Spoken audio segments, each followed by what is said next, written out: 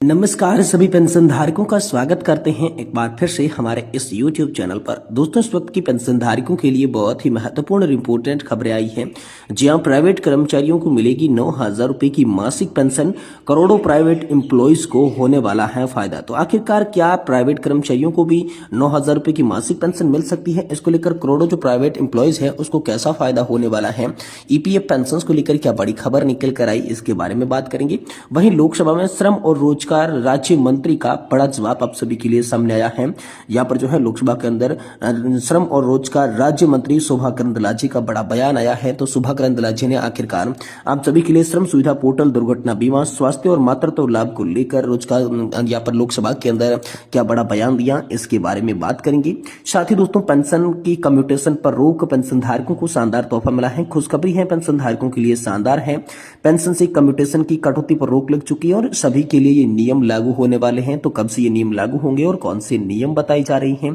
वहीं दोस्तों employees provident fund organisation के अंतर्गत आने वाली ईपीएस पेंशन योजना को लेकर आप सभी के लिए नया कैलकुलेशन निकलकर सामने आया है कि 40 साल अगर नौकरी करते हैं तो उसके बाद कर्मचारी भविष्य निधि संगठन से आप सभी की पेंशन कितनी बनने वाली है, ये डाउट काफी लोगों का रहता है। तो इसको लेकर नया कैलकुलेशन सामने आया है, उसी के बारे में बात करेंगे। और वहीं बात करेंगे कर्मचारी भविष्य निधि संगठन के तहत आने वाले पीएफ अकाउंट में ब्याज का जो पैसा जमा हुआ है या फिर नहीं हुआ है, तो इसे दोस्तों आप कैसे देख सकते हैं कितना ब्याज आपके खाते में आया है या फिर नहीं आया है। इन्हें चेक करने के अलग अलग 4 तरीकों के बारे में भी दोस्तों आज की इस वीडियो के अंदर बात करेंगे। यानी कि पेंशन धारकों से जुड़ी तमाम बड़ी खबरों की चर्चा दोस्तों आज की इस वीडियो के अंदर करने वाले हैं। इसलिए आप सभी से निवेदन करते हैं कि आज की इस वीडियो को आप लास्ट तक देखिएगा और चैनल पर नए हैं तो हमारे चैनल को भी सब्सक्राइब जरूर कर दीजिएगा। तो चलिए बिना किसी देरी के संपूर्ण खबरों को यहाँ पर विस्तार से जान लेते हैं। पहली बड़ी खबर की बात करें तो यहाँ पर जो है प्राइवेट कर्मचारियों को 9,000 रुपए की क्या मासिक पेंशन मिल सकती है, करोड़ों प्राइवेट एम्प्लॉयज को क्या फायदा हो सकता है इससे? तो देखिए सरकारी कर्मचारियों के लिए यूनिफाइड पेंशन स्कीम की मंजूरी के बाद अब निजी क्षेत्र में पेंशन सुधार जो है वो मांग जोर पकड़ रहा है। Chennai EPS pensioners welfare association ने हाल ही में केंद्रीय श्रम मंत्री मनसुख मांडविया को एक लेटर भेजा जिसमें न्यूनतम पेंशन को मौजूदा राशि से बढ़ाकर 1,000 रुपए करने का अनुरोध जो है वहां पर किया गया। तो दोस्तों ईपीएस पेंशन के तहत न्यूनतम पेंशन कितनी तय की गई है ये बात करें तो सितंबर 2014 में केंद्र सरकार ने कर्मचारी पेंशन योजना 1995 के तहत आने वाले पेंशन भोगियों के लिए 1,000 रुपए प्रति माह की न्यूनतम पेंशन की घोषणा की थी। यहाँ पर जो है श्रम और यहाँ पर जो है दोस्तों घोषणा की। हालांकि श्रम मंत्रालय ने पिछले साल वित्त मंत्रालय को एक प्रस्ताव भी भेजा था जिसमें ईपीएस 95 के तहत पेंशन को दोगुना करके 2,000 रुपए प्रति माह करने की मांग रखी गई थी, लेकिन वित्त मंत्रालय ने इस प्रस्ताव को मंजूरी नहीं दी और इसी के बाद लगातार पेंशन धारक मांग कर रहे थे। तो इसी को लेकर हाल फिलहाल के अंदर चेन्नई वेलफेयर एसोसिएशन के द्वारा केंद्रीय श्रम और मंत्री मनसुख मांडविया को दोस्तों न्यूनतम पेंशन 9,000 रुपए करने को लेकर एक बड़ा पत्र सामने आया है। तो अब देखना यह होगा कि क्या नए साल के अंदर प्राइवेट कर्मचारियों को भी 9,000 रुपए तक की पेंशन मिल सकती है, नहीं मिल सकती है। इसको लेकर मनसुख मांडविया क्या ऐलान करते हैं, जैसे ही इसके बारे में बड़ी खबर होगी हम आपको तुरंत देने की कोशिश करेंगे। वहीं दोस्तों आप सभी के लिए बड़ी खबर है कि लोकसभा के अंदर श्रम और रोजगार राज्य मंत्री का बड़ा जवाब सामने आया है।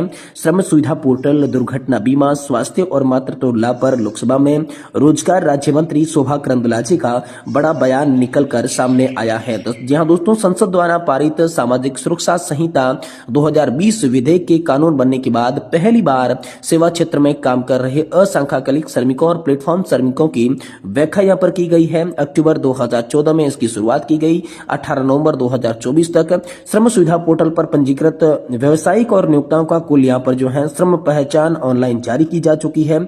इसके रखरखाव के लिए मंत्रालय की व्यवस्थाई सेवाओं को उद्देश्य बजट हेड में भी प्रावधान किया गया है और वित्तीय वर्ष 2024-25 में एसएसपी द्वारा यहाँ पर 16.36 लाख रुपए का इस पर खर्चा भी आया है। तो दोस्तों संसद द्वारा पारित सामाजिक सुरक्षा संहिता 2020 विधेयक के कानून बनने के बाद पहली बार सेवा क्षेत्र में काम कर रहे अंशकालीन और श्रमिकों के साथ साथ प्लेटफॉर्म श्रमिकों की व्याख्या की गई है। संहिता में अंशकालीन श्रमिकों और प्लेटफॉर्म श्रमिकों के लिए सामाजिक सुरक्षा और कल्याण संबंधी प्रावधानों का भी उल्लेख किया गया है, जिसमें संहिता में जीवन भर विकलांगता कवर, दुर्घटना बीमा, स्वास्थ्य और मातृत्व लाभ के साथ साथ वृद्धावस्था सुरक्षा आदि संबंधित मामलों पर अंशकालीन श्रमिकों और प्लेटफॉर्मों के लिए यहाँ पर जो है सामाजिक सुरक्षा का तैयार प्रावधान हो चुका है। और संहिता में कल्याणकारी योजनाओं के वित्त पोषण के लिए सामाजिक सुरक्षा कोष की स्थापना करने का भी प्रावधान रखा गया है। श्रम और रोजगार मंत्रालय ने एग्रीगेटर्स को ई श्रम पोर्टल पर स्वतः को तथा उसके साथ जुड़े प्लेटफॉर्म श्रमिकों को पंजीकृत करने के लिए एक परामर्श भी जारी किया है। यानी कि अब यहाँ पर श्रम और रोजगार मंत्रालय ई श्रम पोर्टल को लेकर बड़ा ऐलान करने वाला है। ये सुभा करंदलाजे ने हाल फिलहाल में आप सभी के लिए बड़ा बयान जारी किया है। वहीं दोस्तों ईपीएस 95 पेंशन को लेकर बड़ी खबर आई है। नया कैलकुलेशन आप सभी के लिए सामने आया है। अगर आप नौकरी कर रहे हैं 40 साल बाद आपको कितनी पेंशन मिलेगी। दरअसल निजी क्षेत्र के कर्मचारियों के लिए रिटायरमेंट बेनिफिट ये स्कीम है। हालांकि ये स्कीम संगठित क्षेत्र में काम करने वाले कर्मचारियों के लिए है। इस स्कीम के कर्मचारी भविष्य निधि संगठन जो है वो मैनेज करता है। तो ईपीएस अकाउंट में एम्प्लॉय और एम्प्लॉयर दोनों का योगदान करते हैं। और उदाहरण के लिए मैं आपको बता दूं कि 2022-23 के लिए ईपीएफ पर सालाना 8.1% ब्याज मिलता था। ईपीएफ का एक ऐसा अकाउंट है जिसमें रिटायरमेंट तक धीरे धीरे आपको कॉपस आपका बन जाता है। और दोस्तों यहाँ पर ईपीएस का पूरा समीकरण क्या है, तो मान लीजिए आपकी बेसिक सैलरी और डियरनेस अलाउंस मिलाकर 15,000 रुपए है। वहीं आपकी उम्र 40 वर्ष है तो रिटायरमेंट तक यानी कि 58 साल की उम्र तक आपको या आपके पास में जो है 27.66 लाख रुपए रिटायरमेंट फंड तैयार हो जाता है। लेकिन क्या आप जानते हैं कि ईपीएस स्कीम में मैक्सिमम 58 साल तक की कंट्रीब्यूशन आप कर सकते हैं। तो बेसिक सैलरी आपकी 15,000 रुपए हो गई, मौजूद उम्र 40 वर्ष है, रिटायरमेंट की उम्र 58 साल है। तो एम्प्लॉयज का मंथली कंट्रीब्यूशन जो है वो 12% है, एम्प्लॉयर का 3.67% है। ईपीएस का ब्याज दोस्तों जो है वो 8.1% माना जाता है। तो सालाना आपकी ग्रोथ जो है वो 10% होगी और 58 साल की उम्र तक आपका जो मैच्योरिटी फंड है वो 27,66,000 रुपए का हो जाएगा। जिसके बाद ये जो गणना है 15,000 इंटू आप सभी का 40 वर्ष किया जाएगा और उसमें भाग 70 का लगाकर आपकी जो पूरी पेंशन है वो आप सभी के लिए सामने आई है। ये कैलकुलेशन दोस्तों आप सभी के लिए समझा दिया जा चुका है। वहीं दोस्तों आप सभी के लिए बात करें तो पेंशन कम्यूटेशन पर रोक, पेंशन धारकों के लिए शानदार तोहफा मिला है। खुशखबरी है आप सभी के लिए कि पेंशन से कम्यूटेशन की कटौती पर रोक लग चुकी है और आप सभी के लिए ये लागू होने वाला है। इसको लेकर बड़ा हाईकोर्ट का फैसला आ चुका है। जी हां दोस्तों, तेलंगाना हाईकोर्ट ने एक ऐतिहासिक और सभी पेंशन भोगियों के लिए राहतकारी फैसला सुनाया है। कोर्ट ने स्पष्ट किया है कि जिन भी पेंशन भोगियों की कम्यूटेशन की कटौती की जो अवधि है 10 साल पूरी हो गई है, उनकी पेंशन से अब आगे कोई भी कटौती नहीं की जाएगी।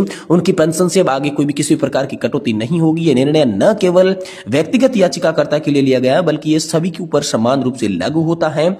ये फैसला 20 नवंबर 2024 को रीट याचिका संख्या 32-177/2024 के तहत आया है, जो कि न्यायिक प्रक्रिया को सरल और समान रूप से लागू करने की दिशा में एक बड़ा कदम है। एक ऐतिहासिक फैसले में तेलंगाना हाईकोर्ट ने यहाँ पर जो है पेंशन भोगियों की शिकायतों को ध्यान में रखते हुए कहा कि जिन पेंशन भोगियों ने 10 साल तक कम्यूटेशन झेली है कटौती, उनके खिलाफ कोर्ट में यहाँ पर कटौती जारी करने के बगैर ही वाजिब दाम किया जाएगा। और कोर्ट ने अंतरिम आदेश में कहा कि यह प्रावधान सभी के ऊपर लागू होता है, भले उन्हें व्यक्तिगत रूप से न्यायालय के अंदर शिकायत की है या फिर नहीं की है।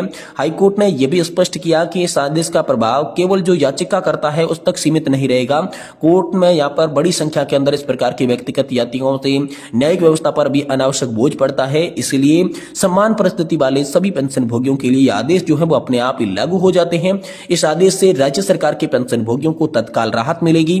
कोर्ट ने यह सुनिश्चित किया कि जिनकी 10 साल की अवधि पूरी हो चुकी है उनकी पेंशन से अब और ज्यादा कटौती नहीं की जाएगी। यह आदेश उन पेंशन भोगियों के लिए है जिन्होंने अपनी पेंशन का आंशिक हिस्सा कटौती के तहत अपने पहले ही ले लिया और अब 10 साल की निर्धारित अवधि पूरी कर चुके हैं। जी दोस्तों, तेलंगाना हाईकोर्ट के फैसले के बाद भारत पेंशन भोगी समाज ने केंद्र सरकार से अपील की है कि इस फैसले का केंद्र सरकार के पेंशन भोगियों के लिए भी लागू किया जाए। और यहाँ पर तर्क दिया गया कि संविधान के अनुच्छेद 14 के तहत सभी नागरिकों को समानता का अधिकार है। अगर राज्य सरकार के पेंशन भोगियों को राहत दी जाती है तो केंद्र सरकार के पेंशन भोगियों को राहत क्यों नहीं दी जा सकती। भारत पेंशन भोगी समाज ने DOPPW से यह अनुरोध किया है कि एक सर्वसामान्य आदेश जारी कर केंद्र सरकार के पेंशन भोगियों को भी यह राहत प्रदान की जाए, तो उन्हें भी अनावश्यक रूप से कोर्ट का जो है रुख नहीं करना पड़े, वो अपना और कोर्ट का समय यहाँ पर बचाएं, सभी के लिए समान आदेश जारी करें। ये भारत पेंशन भोगी समाज की बड़ी मांग हाल फिलहाल में केंद्र सरकार से निकलकर सामने आ चुकी है।